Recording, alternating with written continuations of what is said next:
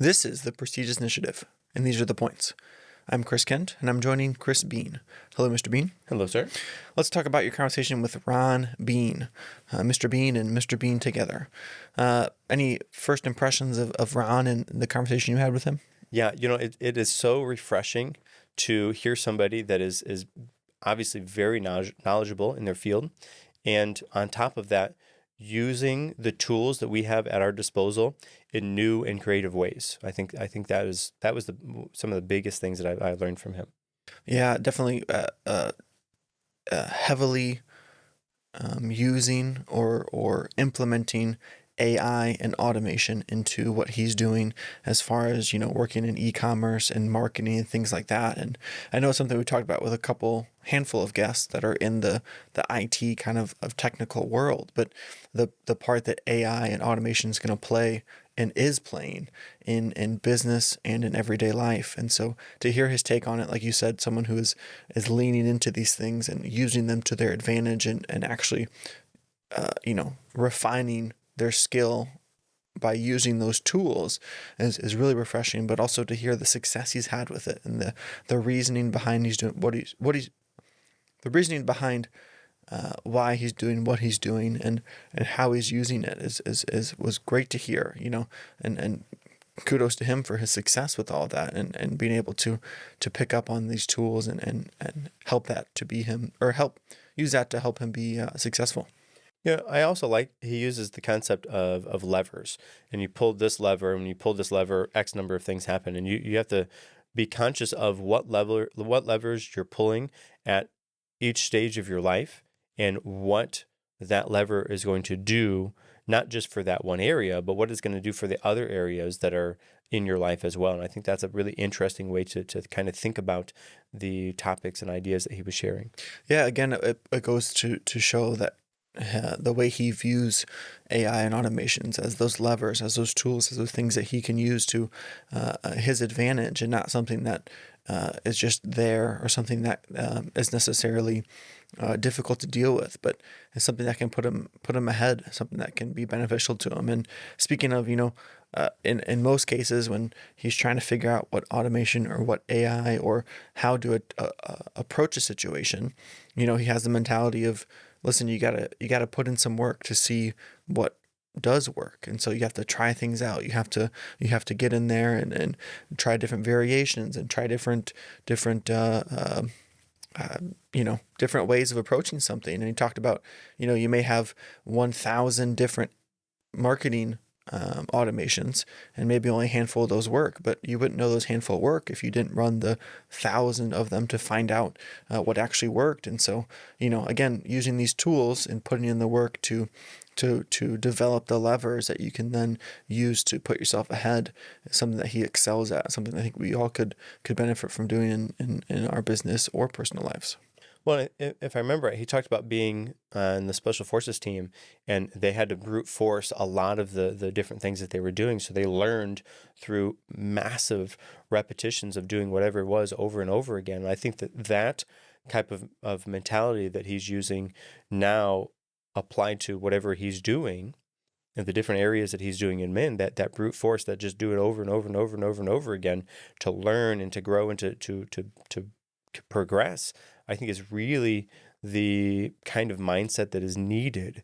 And oftentimes people will try something one time. Oh, well, that didn't work. I would switch ads. Let's do something different. And there has to be a little bit of that, but there also needs to be a little bit of trial and error and learning from those things that they talk about. Again, that brute force way of doing it. And that, I think, is really part of the foundation of his success. And the way to see if these things are working or not working, or the efficiency of them and how often they're working, is through tracking. He talked about tracking being beneficial and useful in keeping yourself or other people accountable. And so you can find out, this ad or this method of approach yielded these results, and this one yielded these results. Which one's better? Okay, this one was better, so let's pursue this one. Or this one showed some promise. Let's run it again, track it, see if we can change one or two things to make it even better.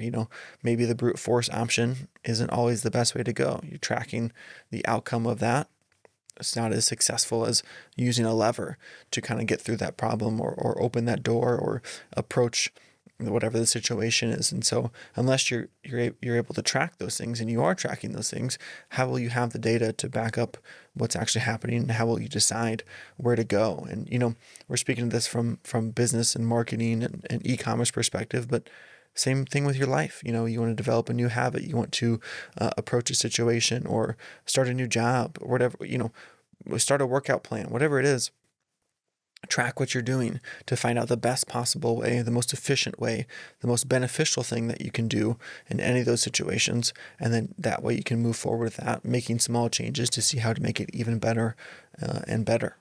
Well, and I think that the key part to this is, number one, and I'm certain we talked about this, but is the phrasing that what gets measured gets managed. And so as you're tracking these different things, you're measuring the output of your efforts.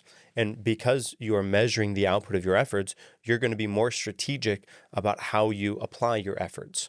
And that's one piece of this equation. The other piece is, as you are tracking, then you have data. And when you have data, you can start to see the trends that are going on. What that means is, let's say that you're tracking a specific ad and you see it start to spike a little bit and then it drops, and then it spikes a little bit and then it drops. Okay, you can track that. You're measuring that. And then as you progress, you try a different ad. Okay, that starts to spike and then it drops, and it spikes and it drops. That's going to be repetitious. It's going to be over and over again. Then you can start to formulate a trend. Okay, the trend is it goes good for 10 days and then it drops off. Okay, great. Well, after that, I need to cut that ad and put another one up. Then it can go, and then you can see the trends, and because you can extract the trends, then you can formulate a informed decision as you continue to move forward because of the data that you have. What gets measured gets managed, and because you're measuring the output, you're going to be more strategic with your input. And with that in mind, Ron talked about, tracking when and tracking what you might be afraid to track. So if it's something that is going to be important to you, it might be scary to think about tracking what that thing is, and tracking whatever, those things that really are important to you, but you don't want to face the facts of what it is. But unless you start, you're not going to have somewhere to go. And so in those cases, even if you're afraid to do it, maybe you need to start tracking that thing so that you can approach it according to those metrics and according to the data that you have, and able to work forward. Speaking of, if you start down this path, you're tracking something, you're implementing these levers, you're working on automations, you're using your tools to help yourself succeed. If something works today, that doesn't mean that it'll work tomorrow. It might not work tomorrow. The same thing doesn't work for everything either. And so don't just keep pushing with the same thing always because it worked one time. Maybe it works for a little bit, and then you'll have to adapt and change, because not everything is the same. Even the things that it did work for are going to change. You'll need to kind of adjust with them. And so that's why the tracking is important too, is because you can kind of move and evolve and tweak those levers, tweak those processes to help change and evolve with whatever the thing is that you're interacting with. Well, he talked about, as far as tracking what you're afraid of, he referenced that as far as weight goes. And if you're starting to be fearful of what your weight is, if you're not really always looking forward to stepping on that scale, that might be the time that would be good to start tracking those things. Or if you're the business owner and you're laying in bed at night, you're wondering about what your revenue is, and you're worried about those things, that would be the time to start tracking those things. Because it's like your mind is giving you like early warning signs. Hey, don't look over here because bad stuff is happening. So you look away. And when you look away, you're not paying attention there, and it's going to get even worse. But if you can fight that urge and dive into that section, whether it be the revenue, your weight, or whatever it is, dive into what you're afraid of, what you're fearful of, then those warning signs that your mind has already given you, instead of telling you to look away, you look into those areas, find out what's going on. And then as you start to track those things, then you can be implementing informed decisions, like I said, as you move forward, because you know what's going on there. And I think, of course, that is key. And as far as, making sure you're not, just because something worked one time doesn't mean it's going to continue working. You have to understand the trends, right? I think that goes back to understanding the trends of what's going on. Just because this one thing worked last month, well, the trend for last month was this thing. You learned it. Now, what is the trend for this month? and what is the trend for this year, or whatever area that you're in. But I think that understanding that just because this worked one time doesn't mean it's always going to work. But you don't even know that without the tracking. So that goes right back to the tracking, and then the levers. You pulled this lever because you're tracking. Okay, when I pulled this lever, X, Y, Z, ABC happens, and I know that because I track that. I do this, then da da da, and you can start to see and know what's going to happen as you pull those levers. And I think that because he is so good at tracking his information, then when he goes to that lever, that automation, that whatever it is, he implements that new thing, aka pull that lever, then he knows whatever is going to happen after that because he has the data on that. He has the background, the historical evidence to prove what's going to happen. It's not just a one time, it's repetition over and over, because that brute force learning that he's done to know those things as facts. Right. You can pay attention and adjust to the feedback that he's seeing, which is a point that he made to us as well.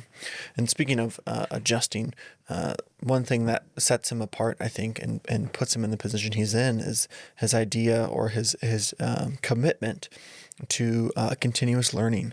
He believes it's necessary to stay ahead, especially in the field he's in where everything is constantly changing, but even in his personal life. And, he also believes that personal and professional life are one and the same. And so the way that you are in one area is the way you are in another area. And so the idea behind that is that you are the same person throughout both of those things and you're consistent in those lives. Not necessarily that, everyone at work needs to know all of your personal business. However, there shouldn't be much of a difference between those two things, and especially as in your interest, in your passion. If you're passionate about something, don't try and separate that. You go into work and you clock in and do a job maybe that you hate. If you can make that job part of something that you enjoy and part of something that gives you fulfillment, those two things can kind of integrate within each other. And speaking of, a lot of people like to focus on balance in their life and having those two things equal. But if your personal and professional life are together, like Ron is talking about, then you're able to integrate those things. So there's not a fight between the two of them, but they go together, and then everything kind of works as one, which I think is going to be a different perspective again on life and work, but one that's working for him and that one that can work for other people as well. And it's interesting that he brings it up. Now, we've had a handful of guests that have talked about that concept in a similar type of fashion, where there's not necessarily a work-life balance. Like, it's not like there's a set of scales, and if you put more rocks on this side, then this side comes out of balance. Work-life balance doesn't necessarily work that way. From the guests that we've interviewed, the guests that we've talked to, the conversations that we've had with those people, they're saying very similar things to what Ryan is saying, where it's all integrated, right? I can't separate one version of myself and another. It's not like I we talked about wearing different hats. It's not like I wear my work hat, and when I'm wearing my work hat, I'm only working. Take that hat off, and I wear my home hat. Like there's a certain sort of connectiveness, because you are that connective literal connective tissue between those two things. And because you are the commonality between those things, they're connected, right? It's not like I see this and then that, but rather it's me showing up for this and that. But I bring the essence of me. I bring myself to these things, and I show up as myself in these areas. And it is interesting. Again, it seems like talking of trends and tracking, work-life balance was something that was big once upon a time, but that has almost kind of fallen away, and we're starting to understand work-life balance is not necessarily either the right term or at least the right way of looking at that, because seemingly everybody is talking about a connectiveness as you go there, because you are you as you move through those different areas of your life. And I think, like he said, it's important to figure out what you're doing that provides the most fulfillment to yourself, and then you try to prioritize those things, and you prioritize those things across your home and work and whatever life that you're doing. So it's not like I have these one set of concepts and ideas at home and I have another set of concepts and ideas at work, but they're connected because I'm there throughout both of them. We've done a whole episode about work-life balance, but we've had a lot of conversations and done a lot of learning since that time. And so maybe it's worth revisiting, because I can guarantee that our perspective has changed and been influenced by these people who are successful in what they're doing. And part of that is probably because of their integration and their connectedness kind of through everything. So, the last point to make here that Ron talked about was a quote, and he said, a good system that you follow is always going to be better than a perfect system that you don't. And so as we're going into these different modes of looking at things, as we're developing these levers, as we're making incremental changes and adjusting to feedback and tracking everything, it's better to follow a good system that doesn't always work 100% of the time than to not, to wait for a 100% system that's never going to happen and follow no system at all. So whatever you're doing, whatever it is, get out and get started, and then adjust and work and react and track and let things change over time, rather than waiting for that one perfect thing to happen, because I can guarantee you it won't happen and you won't be following something. So the good system that works is better than the perfect system that doesn't. Never strive towards perfection, but rather progress would be the way that I kind of like to interpret that. Yeah. Yeah. And hey, listeners, if you would like to hear a revamped version of our work-life balance episode, I think that was one of the very first episodes that we did. Might have to go back and look. But if you'd like to hear a revamped version of that, by all means, let us know. Let us know. We'll be more than happy to shoot that for you.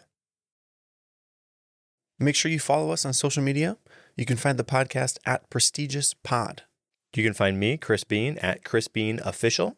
You can find me, Mr. Kent, at Mr. Chris R. Kent. And if you like our content and would like to subscribe to our email, you can do that via our social media or on the website. Make sure you also join our Discord for exclusive content and personal interactions. If you would like to be coached on how to live a more prestigious life by me, Chris Bean, you can do that by reaching out on one of my social medias or by emailing the podcast at prestigiousinitiative@gmail.com. Those are the points. Make sure you come back next week for even more points and another great conversation.